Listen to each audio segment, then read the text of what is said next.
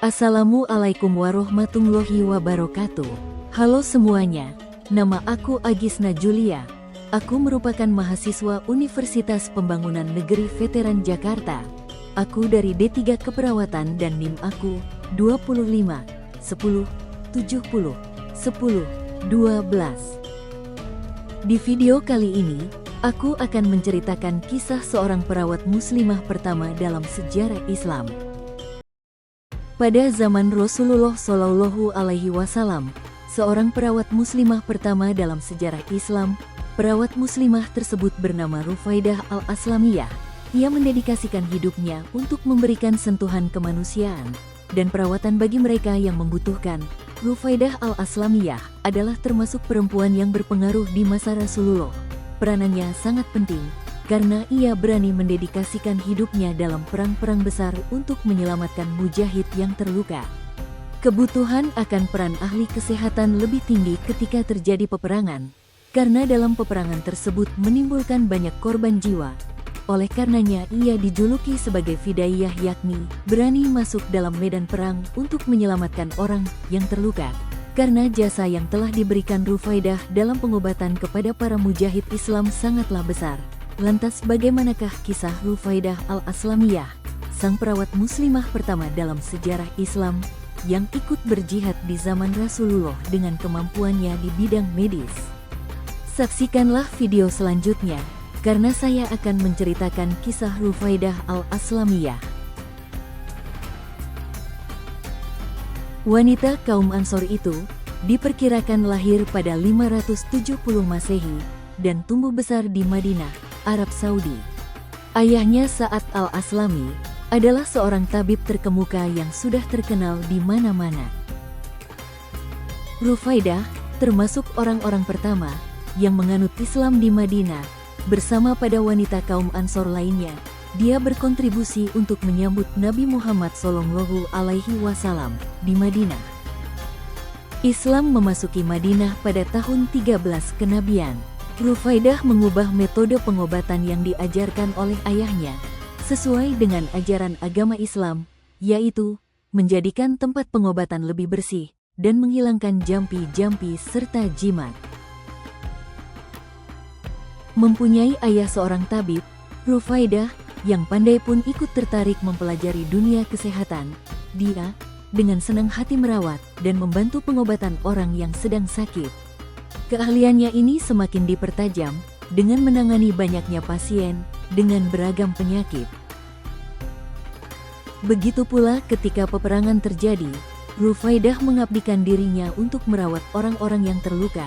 Wanita tangguh itu ikut serta dalam Perang Badar sebagai perawat, serta beberapa peperangan lainnya, seperti Perang Uhud, Khandak, dan Khaibar. Dia tidak sendiri. Rufaidah berinisiatif melatih sekelompok wanita untuk menjadi perawat.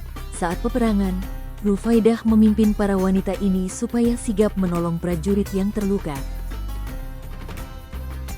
Keikutsertaannya dalam perang ini setelah meminta izin terlebih dahulu kepada Nabi Muhammad Shallallahu Alaihi Wasallam. Ya Rasulullah, izinkanlah aku untuk mengikuti perang Khandak. Setelah diizinkan, Rufaidah segera bersiap. Dia pun melakukan tugasnya dengan sangat baik. Perang pun berlangsung.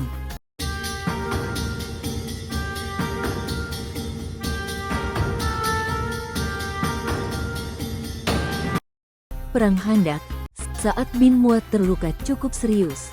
Nabi Muhammad Shallallahu Alaihi Wasallam pun meminta Rufaidah untuk mengobatinya di rumah sakit dalam tenda yang sudah disiapkan. Wanita itu mengobatinya hingga sembuh.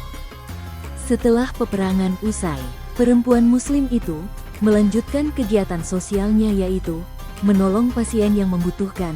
Rufaidah juga senang hati membantu anak-anak yatim piatu, cacat, dan miskin hingga akhir hayatnya. Rufaidah juga seorang pemimpin dan pencetus sekolah keperawatan di dunia Islam.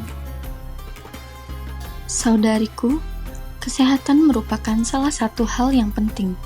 Menjaga kesehatan merupakan kewajiban, karena sebagian dari iman. Salah satu cara menjaga kesehatan yaitu membiasakan hidup bersih sebagaimana sabda Rasulullah SAW. An-nazafatu minal iman.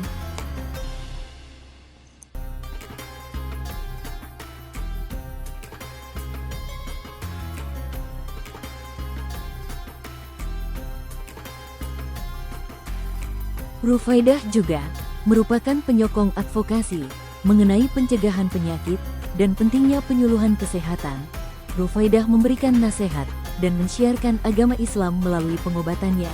Ia mengingatkan kepada pasiennya untuk berkeyakinan bahwa yang menyembuhkan penyakit hanyalah Allah Subhanahu wa Ta'ala, sedangkan berobat adalah satu usaha yang harus dilakukan.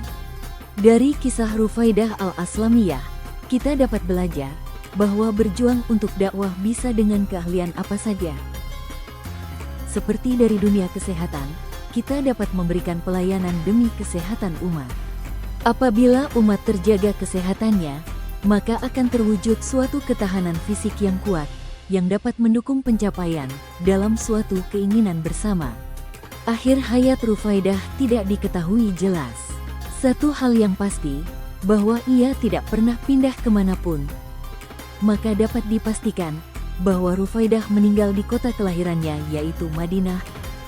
Dedikasi Rufaidah dalam dunia keperawatan mempengaruhi ilmu keperawatan modern dan sosoknya pantas dijadikan teladan bagi perawat masa kini karena memiliki sifat yang baik hati, rasa empati yang tinggi, dan rasa kemanusiaan.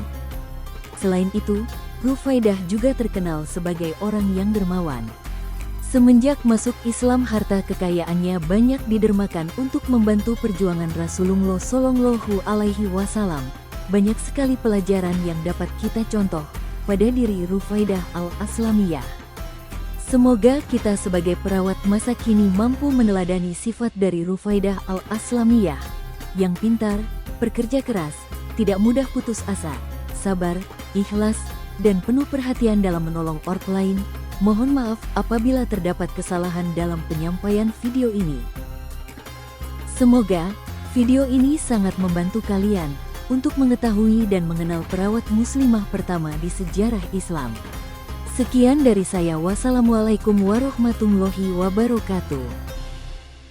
Teman-teman, karena kisah Rufaidah al-Aslamiyah sudah selesai, aku akan sedikit menceritakan peristiwa perang Khandaq. Pasti, beberapa dari kalian ada yang belum tahu ceritanya kan? Maka dari itu, mari bersama-sama kita saksikan. Perang Khandaq, juga dikenal sebagai Perang Parit atau Perang Ahzab, terjadi pada tahun 627 Masehi.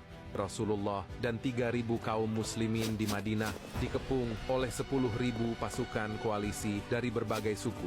Dalam situasi terdesak, keajaiban demi keajaiban hadir sebagai bukti pertolongan Allah yang Maha Kuasa. Keajaiban pertama terjadi saat kaum muslimin menggali parit untuk melindungi kota Madinah dari serangan musuh. Saat itu juga kota Madinah sedang mengalami krisis pangan. Mereka kelaparan dan kelelahan. Rasulullah kemudian berdoa kepada Allah, meminta makanan yang jumlahnya sedikit itu menjadi cukup untuk ratusan pasukan muslim. Keajaiban terjadi, makanan yang jumlahnya sedikit itu pun cukup untuk memberi makan ratusan kaum muslim.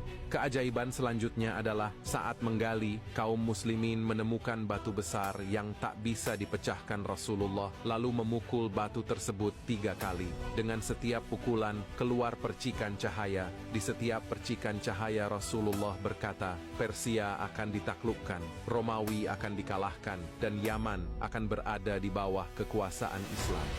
Selama pengepungan yang berlangsung selama hampir sebulan, mukjizat terbesar terjadi saat Allah mengirimkan badai besar yang menghantam pasukan koalisi. Hai orang-orang yang beriman, ingatlah akan nikmat Allah yang telah dikaruniakan kepadamu ketika datang kepadamu tentara-tentara, lalu kami kirimkan kepada mereka angin topan dan tentara yang tidak dapat kamu melihatnya, dan adalah Allah Maha melihat akan apa yang kamu kerjakan. Ini adalah kisah Nabi Muhammad Sallallahu Alaihi Wasallam di Perang Khandaq, di mana keajaiban, mukjizat demi mukjizat menegaskan bahwa pertolongan Allah selalu dekat bagi mereka yang beriman.